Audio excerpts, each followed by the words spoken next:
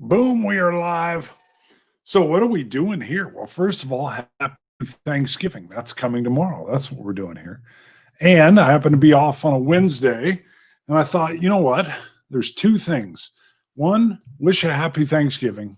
Two, this morning, I'd gotten it yesterday, but I got the email, GMT's monthly email that I get. Gene Billingsley packs that so full of wonderful, amazing information. Just to type that's got to take like 3 hours. Now, maybe he's got somebody doing it. I don't know. But it made me so thankful, in line with the theme of Thanksgiving, about the future of what I call our niche inside a niche. The war gaming, the board military historical gaming inside board gaming, which I love so much already. So we've got a few people in. Feel free to comment. We'll do questions. I'm sure we'll get a lot of regulars coming in here as well. In a little bit, I will screen share that email and go through some of it just because, quite honestly, I was blown away, and they had some very interesting updates as well. There's tons of stuff getting ready to come out. I just got Apocalypse Road. I actually have got the rules all done. I need to sit down and play a few games. And then I'll get a review out on that. I am feeling 99, probably 0.9% better. Been back to work 2 days. Got pretty much all caught up and was feeling great. So that is good. The whole family's feeling good. So it is a great Thanksgiving. Now, hopefully that is everybody else is being greeted with a wonderful Thanksgiving come tomorrow as well. We're going to play it a little bit low key. Let's see. How many minutes are we in here? Just 3. So the other thing on the table, or getting ready to be on the table, well, Dan Pancaldi from No Enemies Here or from the Dice Tower asked me to do a little 5-minute, hey, what are you playing now? And I said, hey, Dan, I'm actually playing a bunch of Reiner Knizia stuff other than I'm getting ready to start playing Apocalypse Road. And he said, do the Knizia stuff. So I've got to do a little intro for him. Let's see. Russ Sandbags just popped in. I'm glad you are feeling better. You bet, Russ. GMT is great. Yeah, I'm gonna screen share and talk about their email here in a second. Looking forward to the Space Corps Ventures expansion. That does look interesting. Kabuki Kids says, hey, Bart. Hey, how you doing, Kabuki? So and then she's talking to everybody else. Hey, gang, is the taste sense any better? 100%. It's back totally. Now, my co-host on the Scotch Test Dummies, his is still kind of limping. He thinks it's coming back, but his has been about 5 weeks. But when he got sick, it was super mild for him. He just had a head cold. He was pretty sure he didn't even have COVID, but he's working half-time from an office. He's a lieutenant on the police department, and he'd been in and at a meeting of like supervisors, and several of those supervisors had gotten sick. So he thought, well, let me go get tested.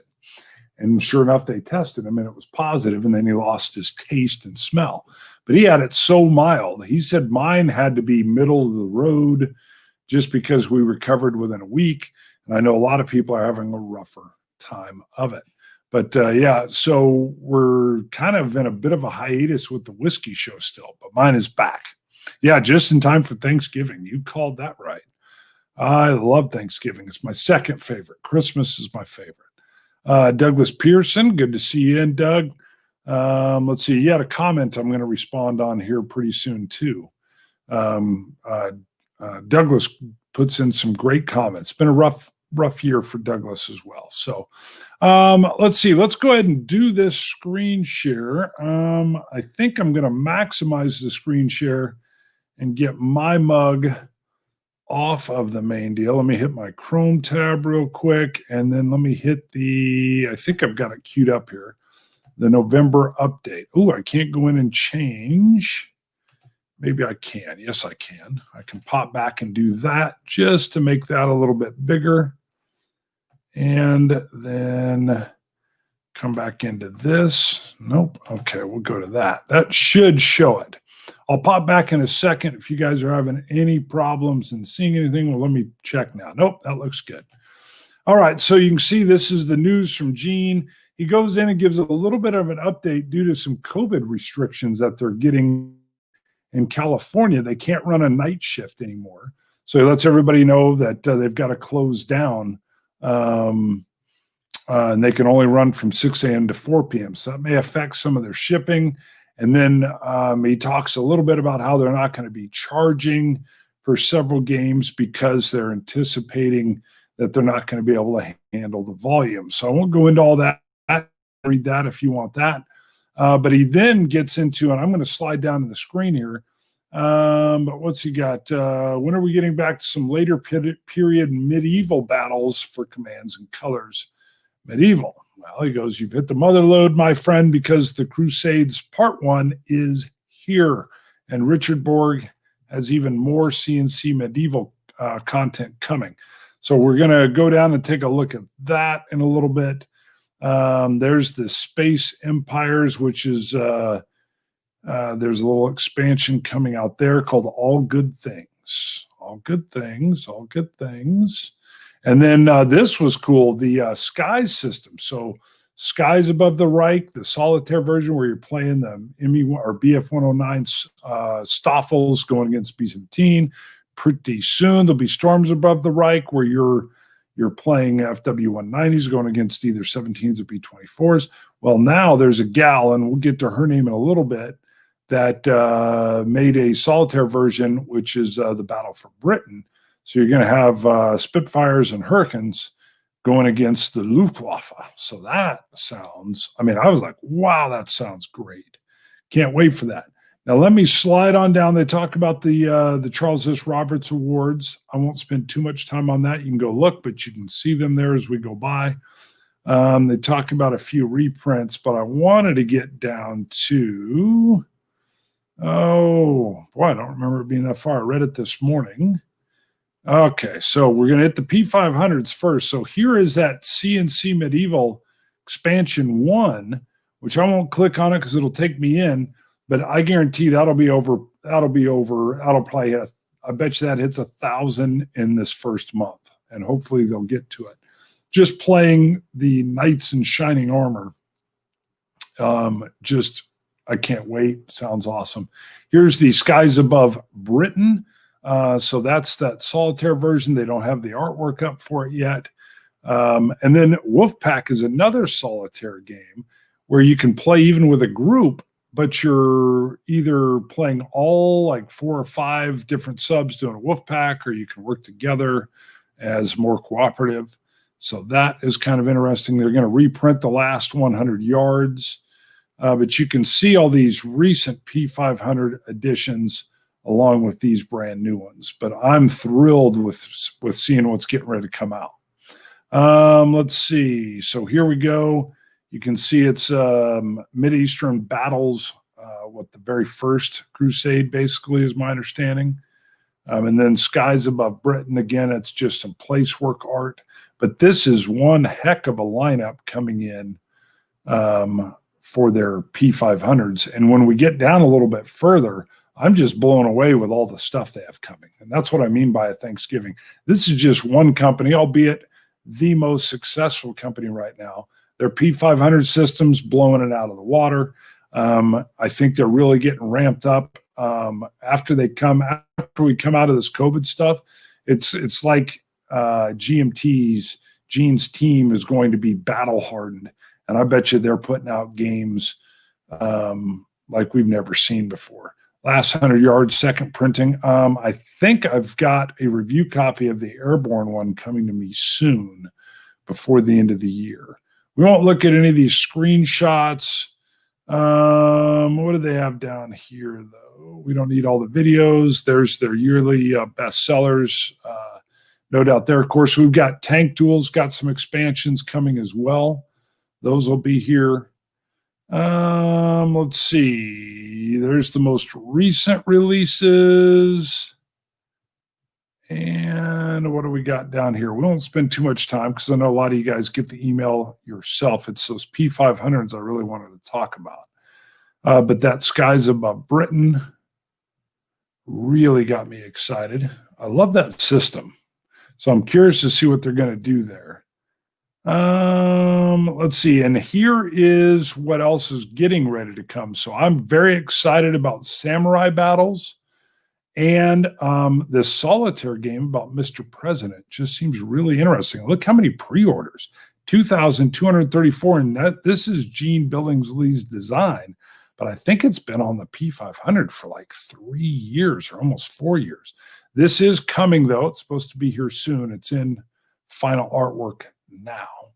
And then that Samurai Battles is the remake. It's the CNC Borg system with the Samurai, the blocks. Just looks great. There's Ventures, which is what you guys were talking about earlier. And for charging and shipping, all they've got coming, the last run, my understanding, is going to be the Fire in the Lake, the Trung Bot update pack, and then that last 100 Yards Volume 2, Airborne over Europe. And I think that's the one they're going to send me a review copy of. You know, I love the tactical systems. I haven't played the last 100 Yards. I've heard some good things. At least I'll be able to compare and contrast. You know, I'm not much into racing, but that Apocalypse Road, you combine in Mad Max, Road Warrior type stuff with racing, I'm in. So look at this is the other thing that's stunning, though. So, of course, they've kind of slowed things down, for the rest of the year here. But look at what's at the printer. So at the printer, and then the double asterisks here means that it's like super finalized and it's going to be coming. Atlantic Chase, Bayonets and Tomahawks, Command and Color Samurai Battles, that Dominant Species Marines, Space Corps Ventures, Storm above the right. That's the FW-190s. That's the B-24s, the Dark Summer Normandy, Wing Leader, Legends expansion. And then look, final art here is 1846, second printing, the Russian Campaign Deluxe 5th edition, Russian Campaign mounted map boards. Then we run into art development. And just look at the list here. So again, you got CNC Agents 5 coming out. I think I've got that one. Mr. President, that looks like it'll finally come out 2001 to 2020. I'm looking forward to that one. And then nearing art department. I mean, look at the crowd of this stuff. And in here is Rebel Fury, which is the Great Ones, Mark Herman's game on the Civil War that uses that sweet system from his Gettysburg game. And then you got your 2 tank duels in here as well, the expansion packs. Let's see. I think that's it. They don't have mine on there. Look at that. There's no bonding with board games. None needed. We're fine. Look how cool that cover looks with Ventures. All right. Oh, wait. Yeah, I did want to get to this. So Red Dust Rebellion, I'd kind of called for this. That's their coin series that's on. I didn't know where it'd be. I just said you need to do it in the future and get away from having to follow the history. It's on Mars. Look at the artwork with this. This is from, I think, some of the cards. This one I loved. This is like an American astronaut. You can just tell that's an American flag. It's a statue. And there's a team or a crowd upset over who knows what up on Mars, pulling it down. So this looks, I mean, that artwork, of course, poignant for the time, but I mean, imagine in the future on Mars. And I just thought that was some stunning artwork, both of those, the colors, the tension. So love that. And we'll come back now. We'll stop the screen share. We'll come back to me and stop screen, I think is the right one. There we go. All right, let me see what you guys are chatting about, because without having Judd around, I can't see your comments. But was there anything coming in? Doesn't look like it. Oh, wait, it says new comment. Huh. Hopefully it's not locked up. There we go. Now it's moving. I'll come down to the bottom first here. Mark Herman, who's that? Kabuki, Red, yes. Hi, Magnus, good. Just got my GMT package delivery notice, last 100 yards. Sweet. I don't know if mine's coming then. I haven't gotten a notice. We'll see. Tony said he was going to send it, so I'll assume it'll be sent. Hello from Sweden, Magnus. Thank you. As Wolfpack update of an old SPI game? I don't believe so. From what I read, it's a brand new game coming out. But you know what? I didn't get into a lot of details. I didn't go to its page or anything. Forgotten Noble says happy Thanksgiving. Yep. And happy Thanksgiving to everybody out there that has sent in the wishes. So while we're on Thanksgiving, you know what I wanted to do is spend a little bit of time being thankful for the hobby and for you guys. And GMT was one when I was looking at it, just thinking, look at the gift that keeps on giving here. And look how popular our niche within the niche is. Now, I know wargaming is not for everybody, and neither is history, or, you know, and some people like certain parts of history and not others. The beauty is with how the world's laying out in a very positive way. The niches are able to be fed.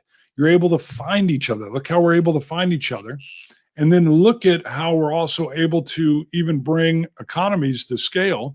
And I've never seen so many games on so many different topics coming out like it is. You know, when Scott and I, my co-host on the Scotch Test Dummies, started doing whiskey reviews, we joked that we thought we would run out of things to review after 2 or 3 years. Well, we're 7, almost 8 years in, and it's like board games. There's more and more of it coming. Not to mention different ways to do it. You know, group reviews, family reviews, just like we can do games. Family meaning a family of whiskey, not like kids. Whoop. So I'm extremely thankful again. And it kind of hit home when I was reading that Gene Billingsley email this morning. And I thought, look how prolific our hobby game, war game, historical game market is.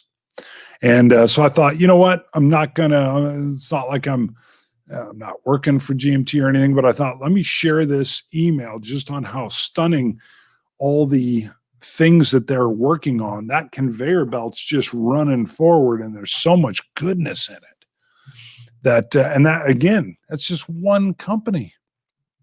So, I mean, look what Compass is doing, or Worthington, or, I mean, just unbelievable.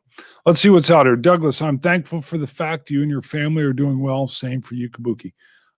Great. Thank you very much. And Kabuki, I didn't know. Did you get sick? I guess maybe I missed that when I was out sick. The rest of the family feels good now. Ooh, sounds like Kabuki. Did you get COVID as well? Let me know. Or if you don't want to talk about it, that's fine. Like I said, when I was down with COVID, the whole family got it. I was so wore out for a week. I couldn't even read. I thought, I'll get a lot of book reading in or rules reading, and my eyeballs hurt. But didn't get a lot of reading in. Let's see.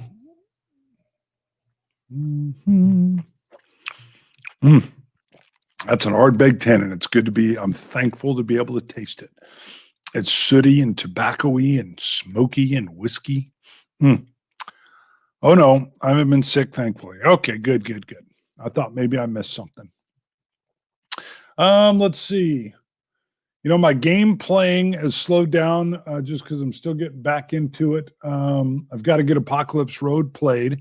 I started editing. Judd and I have filmed our video review of Midway, the new Midway movie. And we were trying to keep it tight. I told him let's try to keep it at 10 minutes, which is like unheard of for Ham Tag. Come on. I doubt I'm going to be able to keep it at 10 minutes. Now, is it necessary to keep it at 10 minutes? Not like we're on a TV show where you've got a hard time slot. So no, it's not necessary. I'm also going to try to get some video clips in. It does fit under fair use. I've got to see how to get those in, and I don't want a lot of them, just a couple based on scenes that we talked about. So I've got to play around with that. If anybody has any knowledge on how to pick those clips up, you know, I'm not real knowledgeable about how to go get those specific videos. Actually, I've got to refine down. I know there's 2 of them I need. So we are going to show a couple clips, talk about the show. Our whole point is it'll be board gamers, war gamers talking about the history and kind of how we appreciate the movie, where they did really good and where maybe they didn't do so good. And I would, if it works, if people like it, that's what I'll determine, because it's actually taken a little bit of time, both to film, to watch the movie a couple times more critically, and then to edit is the hard part. And so no rush on it, but we'll get it out. And then if people like it, like I would love to do some old stuff. I just watched Kelly's Heroes again. God, I love that. You Negative Waves, Moriarty. I just love it. And so I would love to work in some of that. Not saying we'll do that movie, but it would be on my short list. If people like it, we come up with a list. I would love to do movie reviews from a historic and gaming perspective. Midway, I was not impressed. I can review it in 5 seconds. Well, that's where we're going to try to go a little deeper.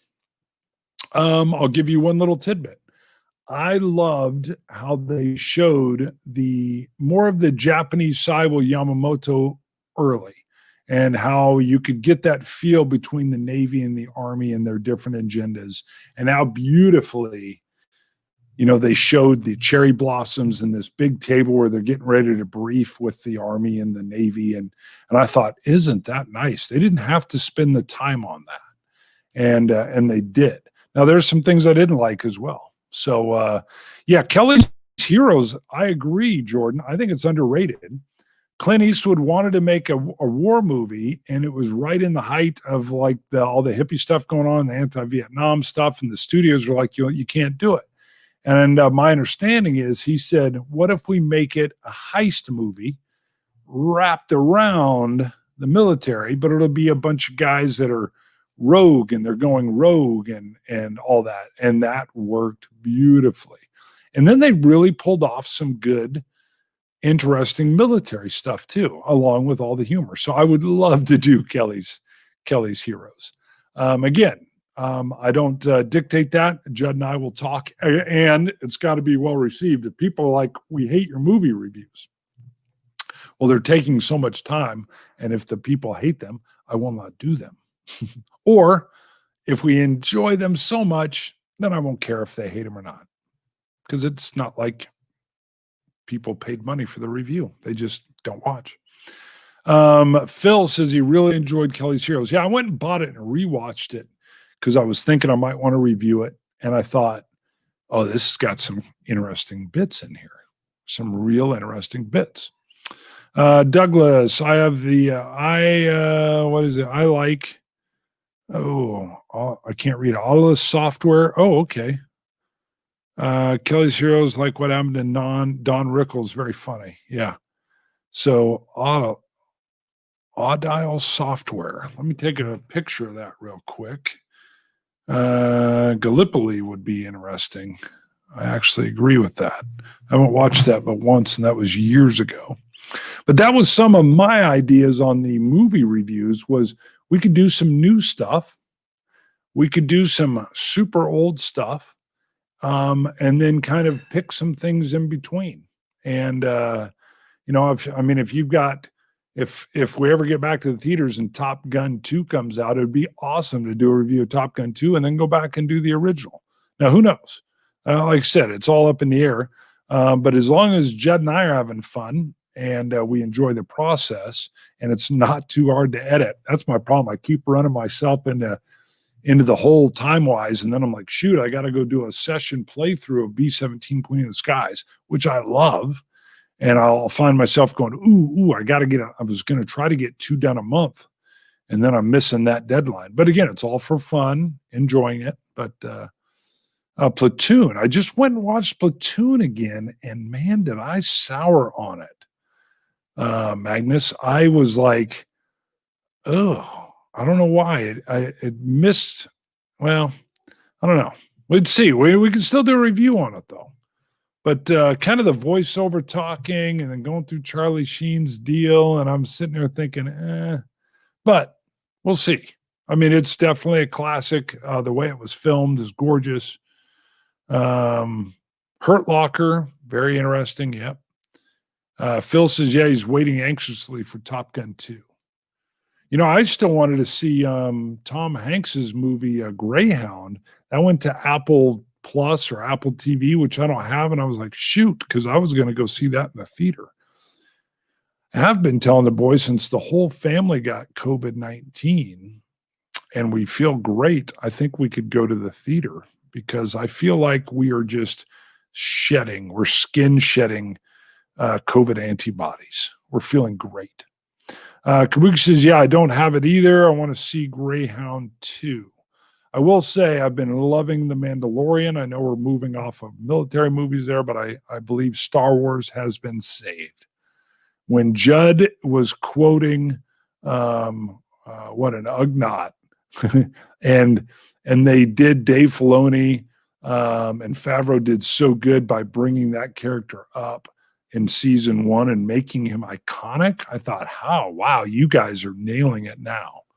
So, yeah, The Mandalorian's been excellent. Like I said, I'm talking season 1. When you can take an Ugnaught and make them awesome, and then people that didn't even know Star Wars, there was a female officer that was riding around with a baby Yoda in her passenger seat. And I was like, wow, you're a Star Wars nut? No, I love it. It's so cute. And then like one of the other officers gave her the little baby Yoda and she rode around with him. So she was kind of like her own Mandalorian is how I told her. Carl Weathers directed last episode. Really? And Carl Weathers doing great. Ooh, Full Metal Jacket is awesome. It's 2 movies in 1. See what I'm talking about? There's so much cool stuff with movies. And then we want to relate it, though. We got to be able to relate them back to board games. Midway, we were able to do that big time. Wait till you get to that. So we actually reference games. Hey, our whole idea, so here's part of the idea of it, is there are tons of folks that love historical movies. And if you can capture them in a movie review from a board game perspective and then let them know, hey, you can go play Battles for Guadalcanal on your iPad and it's awesome. And all of a sudden they're playing that or Carrier War or whatever. You're bringing people into the hobby. And, I was telling Judd, I go, we've got to look at where, we are that niche in a niche. And how do you bring people into the hobby? That's the whole deal. Bonding with board games is bringing people together, bringing them into the hobby. I think we've got a lot of room to bring people in. We did the same thing on the whiskey show. Make whiskey accessible for everybody. It's not this exclusive, you got to know the rules kind of thing. And so I brought up, hey, a lot of people touchstone their love for history through cinema and books. I wouldn't mind doing some book reviews either, but I'm a slow reader. I love reading, but I am slow. And I don't mind it. It's more like a gentle meander when I read. But, wow, I'm a little washed out here.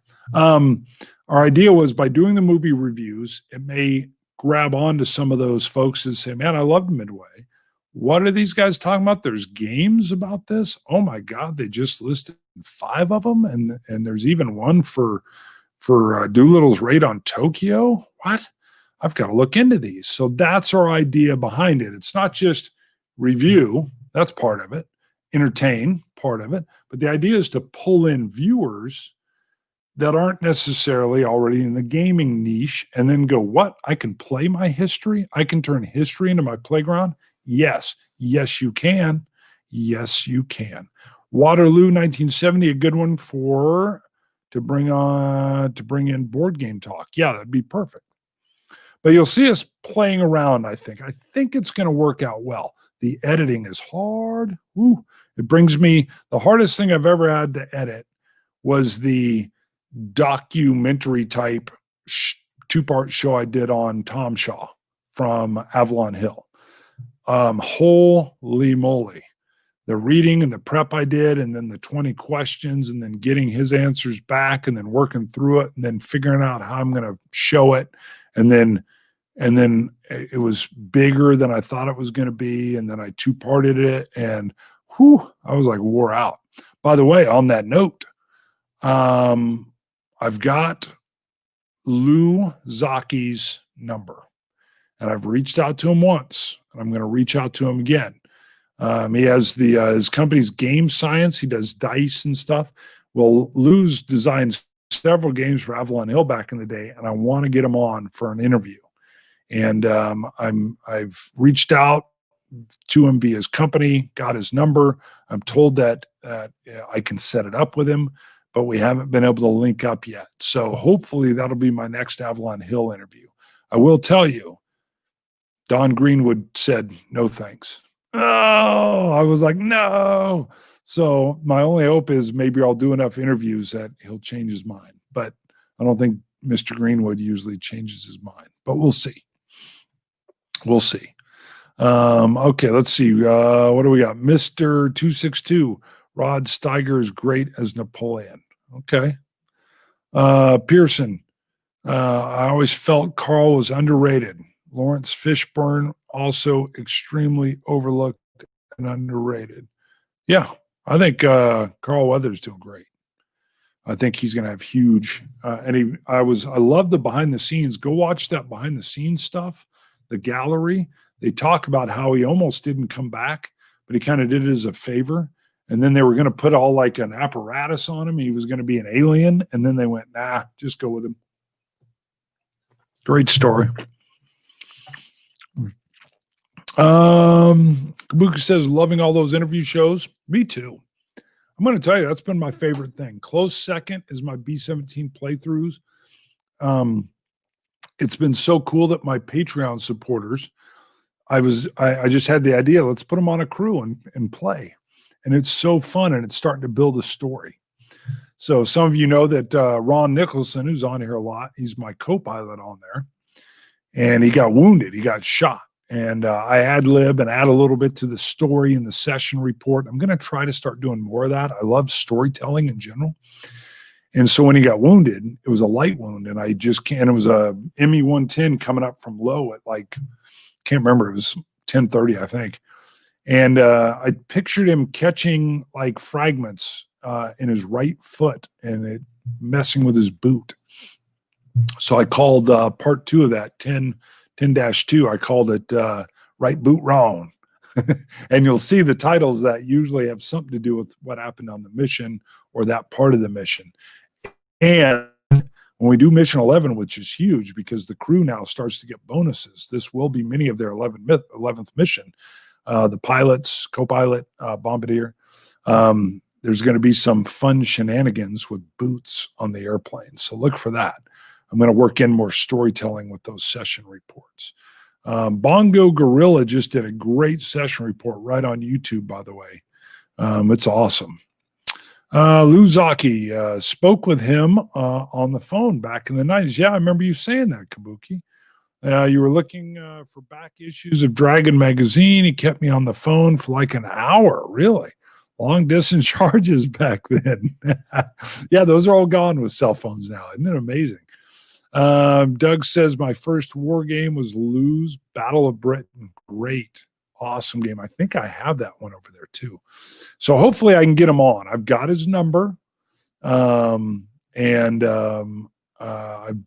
company's told me that I can call him. So it tells me they probably asked him and he greenlit giving his number to me. I left, I think I sent a message and I need to call him. Maybe I'll call him Friday, post Thanksgiving. Pearson says, always wanted to try his game on the Flying Tigers.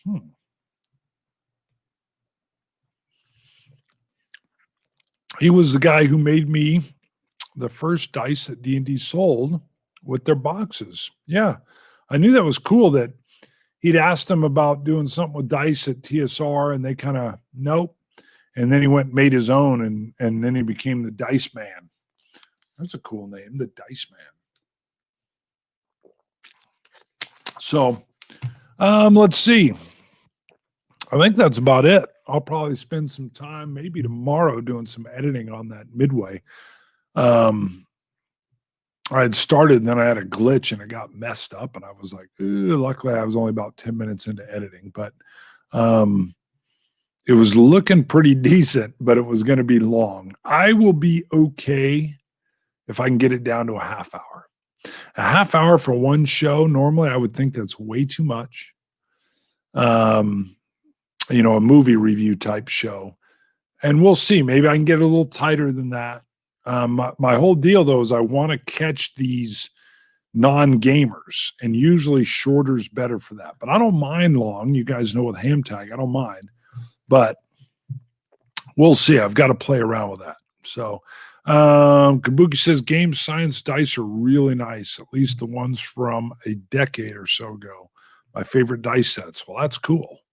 I know he's got a lot of cool processes, and he says his dice are expensive, but they're done correctly.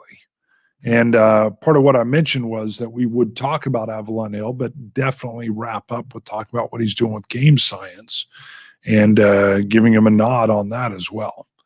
People love talking movies. Yes. And like I said, I would love to see that part of the segment work. We'll see. I mean, we may continue doing it anyway, just because I want to do Kelly's Heroes. How long have we been on? 36 minutes. We'll go maybe 45. Yeah, they're the most balanced dice. Cool. Very nice.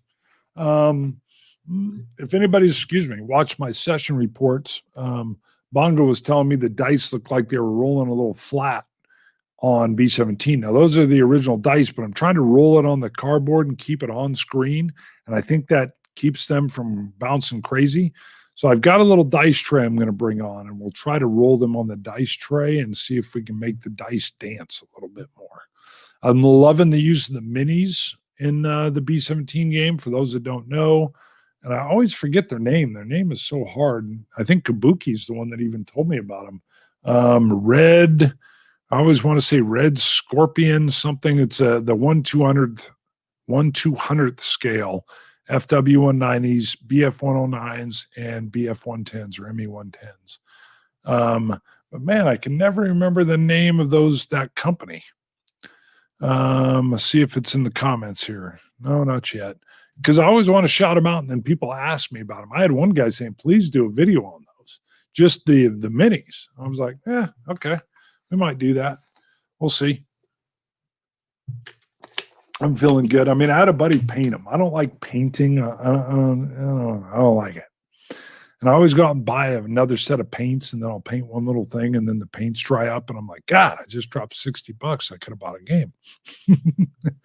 So I actually told my buddy, if you paint these, I will go buy you a steak. And that's what we did. And I liked it because he's a great conversationalist. He's a big board gamer. He works for me. He's a cop. We do a lot of gaming stuff together with the community through my wife's program with K-State. He's actually the coordinator. Ooh, I'll tell you that funny story. All right. So my wife works for an extension. Lincoln set these up when he was president. It's where all the 4-H clubs come from and stuff. And what happens is the counties in every state have a resource and extension office. Again, this was Lincoln's plan. And they coordinate with a state college. So in Kansas's system, it's through K-State. They do a lot of the ag business stuff. So it was a perfect marriage. And so she's paid half by our county, half paid by K-State. And we had started playing Euro games back in the day. And to just have a shared activity together, we started with Ticket to Ride, and we loved it. And then we were playing Carcassonne and some other stuff. Well, she goes to a seminar because they go up to K-State. The professors will come out from the fields, and Professor Chuck Smith came out, gave a class basically on how the resource extension agents could use board games in early childhood and family development. The whole idea was way back in, heck, this had to be in like 2008, was that you teach these games to these families, they learn to play them, and then one day a week, they collapse together around their dinner table and they play a game together. So dad gets off sports or off the internet, or the son gets off of his shooting game, or the kids or the spouses get off Facebook, or whoever they're all over the place. They collapse together, play a game for an hour, and then go back to their thing. And we started doing that. So we taught those, and we had events, and we would draw in people. And sometimes we had 55 different folks, 5 different families come in, all 10 families, couples. It was awesome. And we continued to do it up until COVID. But it was funny. We got a new chief in and he heard about it. And he said, "Are you doing this on duty?" And I'm like, "No, I just do this off duty to help my wife because I love gaming." And he goes, "I love this. Why don't you do it on duty and you coordinate it, and please wear your uniform because I want people to see the cops blending in a positive way." And I'd done a similar program at a high school where we did exactly that. And he wasn't here at the time, the chief, but I think that was referenced. And now here comes the funny part of the story. So he told my wife, "Hey, I love it. I'll have Brunchine," that's me, "coordinate it. And you can get cops to volunteer." Well, my wife laid in several events, and one of them I couldn't get any volunteers to cover. And you want to have known gamers or gamers that know how to game cover, not just cops. You got to have cops that also game. And luckily, I've gravitated several of those to me, but I couldn't get any to do this. And so I told her I'd come home, and I said, "Hey, I can't get any volunteers for that event you wanted covered." She goes, "Do I need to call the chief?" I was like, "What?" She's like, "Well, the chief said I could have volunteers." I'm like, "You're going to call the chief and get me in trouble because I didn't get you volunteers, but I'm your husband? What?" And that was a little tense. So I went to Officer Johnson, who worked for me at the time, and he is in community policing. So he's part of my team that was doing this. And I said, "Would you mind coordinating?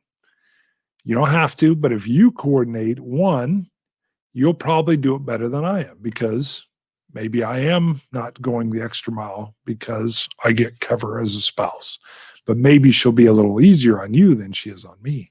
And it worked perfectly. We actually got a big award from the state last year. Huge award that went to the police department for all our volunteer work. I have a retired detective that still does it with me, ended up mentoring a kid. I mean, it's just been an awesome program. I love board games. So, Tom Vassell was talking about, "Hey, why are you naming your show Bonding with Board Games? That's a mouthful." I'm like, yeah, it is. And maybe it is too long. But for me, it's all about the bonding with the board games. That's why I love the B17 session reports. That's why I still like these vlogs. So let's see what's on here. And then we'll wrap up because I'm coming up on 45 minutes. Vorpal, all right. Hello, Ugly. Happy Thanksgiving. Hello, Vorpal. I've been playing war games for 50 years. Wow, Vorpal. I thought you were like 22. And I just learned that, ... That's a long ellipsis. When you're playing pieces are 1.5 inches tall, they are called miniature figures. Oh. But if they are 3 inches tall, they are called toy soldiers. I didn't know that. I called them always toy soldiers. I loved playing with my toy soldiers when I was a kid. Any other questions? We're down to about 2 minutes, and then I'm going to let you guys go. I think I'm going to go have some sweet potato pie that I got from a wonderful friend of mine that runs a neighborhood group up in the area where I work. She gave me 2 sweet potato pies. Her name is Miss Mary, and she's awesome. I remember she'd asked me, "Hey, Brunchine, you ever had sweet potato pie?" I said, "I might have." She goes, "I bet you usually eat pumpkin pie." And I go, "Miss Mary, that is true. I love pumpkin pie." And here's what I love. Now, Miss Mary happens to be African-American, but she's 74 years old. She goes, "A lot of white people haven't had sweet potato pie." I go, "I think I've had it, Miss Mary, but I can't remember when." She goes, "Well, most white people have pumpkin pie. And a lot of black people," she told me, not me. She said most black people have sweet potato pie, but they taste close. And then she called me and said, "I just baked 2 sweet potato pies. Come get them." And I said, "I will do so." And then we went and hung out for a little bit. So Miss Mary is awesome. She is not the gal that's in the photo where I'm wearing the hat. That's Miss Netherton. She's another neighborhood president. As a community policing sergeant, my team, we work with the community very closely. We're in a rougher area of town. And so we know all the neighborhood presidents, and we help them out. We do cleanups. We help them with problems, all kinds of cool stuff. Vorpal made a couple mistakes last week. My first mistake was my sniper opened fire from the roof of the civilian hospital. Wow. Just me reading that out loud will probably get me flagged on this page. They'll be like, what? Kosovo, Kosovo, Kosovo. You got to say it 3 times. And then it's like, oh, they're talking history. Van Overbazen. Van, long time no see. Happy Thanksgiving, Chief. Hope you all have a great one. Thank you, Van. My whole family just got over COVID, so we're ecstatic, and we can all taste. Let's see. Then my second mistake, Vorpal said, was bad airstrike. Accidentally napalm the village. Lordy, what game is this? I missed it somewhere in the passages here. What happened to the young man who used to have on, can't remember his name. You're talking about Dexter, Douglas. Yeah, Dexter I met way, way back when I wasn't even in community policing yet. And I took a bunch of cops to a high school, and we worked with an AVID program. And Dexter loved Ticket to Ride. He bought his own game online. He told me he'd never done that. And then he did some, actually, that's how I get involved at the Dice Tower. I sent an email to Tom saying what I was doing and how he had motivated me with what he was doing with bases in Korea, Army bases. And so I thought, let me reach out to this high school. And man, it was awesome. Dexter had a few hiccups like young men do. He had a little DV with his girlfriend. And so the police work job was immediately off for him at that point in time. And he hasn't seen me in a while, but I would love to hear from him. So let's see. Carl Van Velhem. Hi, Bart. Hey, it's Carl. Already wishing you a happy Thanksgiving. Hope you recovered well from the nasty COVID virus. Thank you, Carl. Carl's a good whiskey buddy who enjoys the other show behind me. Thank you, Carl. Let's see. Vorpal says, I play Vietnam miniatures using 2-player ambush shell shock. Ooh, perfect. Nice. That's interesting. I have shell shock right over there. That's the one I've never played, though. All right, we're at 47-22. If I can find Dexter, I was looking him up the other day because I wanted to look him up and see if he wanted to do some gaming. Last time I talked to him, he told me, man, I need a hobby, Chief. He's the one that nicknamed me the Chief. And I said, hey, come over here. You can game anytime you want. I even told him he was struggling with work at one point. And I said, hey, if you come over, you want to film a show, I'll pay you for your time. We can film a couple shows in an hour, $20. That was about 5 years ago. And, I said, you come over, you play, we'll film. But didn't work out. So open door. Dexter can come in anytime he wants. It's funny, if you guys you can Google my name, which is actually Bart, B-A-R-T, Brunscheen, B-R-U-N-S-C-H-E-E-N. The first thing that comes up under images is me and Dexter when he came out, and he did a ride-along with me out at the police department. And I think that gets the first hit because Tom needed a photo, and I had that. And I asked Dexter, hey, can I send that? He was like, sure. And so that's the photo they were using on the Dice Tower when I was a contributor. And I think that's why it shows up first. But I'm in uniform. We have a different uniform now, but you can see that. Let's see. Doug says, I have to go to work, so everyone have a safe and happy Thanksgiving. You know what? I'm going to let you guys go. I got to go up and I think get some dinner going. So happy Thanksgiving to everybody. Enjoy our wonderful, wonderful hobby. And we will be back doing a ham tag, Judd and I, on our top 5 worst game covers that we own. Very subjective. Something I don't like, you guys may like. So get ready to slap us around if you don't like what we pick. That's part of what the fun will be. So we will see you guys Saturday. Yep. Ciao, Kabuki. See you guys. Wrapping it up. Bye, everybody.